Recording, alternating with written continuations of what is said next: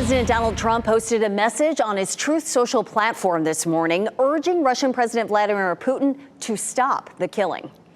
This was after Russia's deadly barrage of attacks on Ukraine's capital overnight. The message goes on to say, "I'm not happy with the Russian strikes on Kyiv. Not necessary, very bad timing. Vladimir, stop. 5,000 soldiers a week are dying." Keir Simmons reports today President Trump will meet with Norway's Prime Minister, a strong supporter of Ukraine. This morning, a massive strike on Ukraine's capital. Russia reducing residential buildings to rubble and killing 9, including 6 children, Ukrainian officials say. Again overnight, families in Kyiv sheltering underground amid the barrage.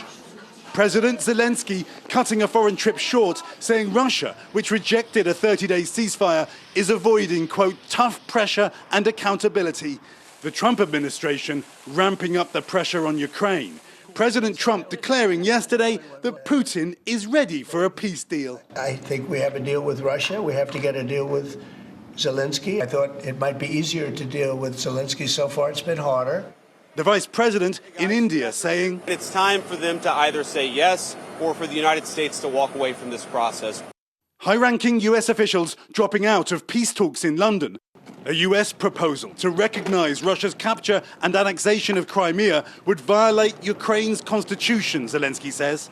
While for post-war Europe, recognizing territory taken by force would be unprecedented. But Trump branding Zelensky's comments inflammatory. Zelensky can have peace, Trump writing on Wednesday, or he can fight for another 3 years before losing the whole country. In Moscow, this woman telling NBC News, "We need a truce," but a man we spoke to insisting Russia should keep fighting. While in Kyiv, this woman saying, "We don't need peace at this price."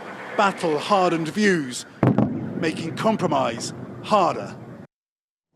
It's Keir Simmons reporting, and Zelensky also noted that Ukraine had agreed to a U.S. ceasefire proposal 44 days ago as a first step to a negotiated peace, but Moscow's attacks have continued.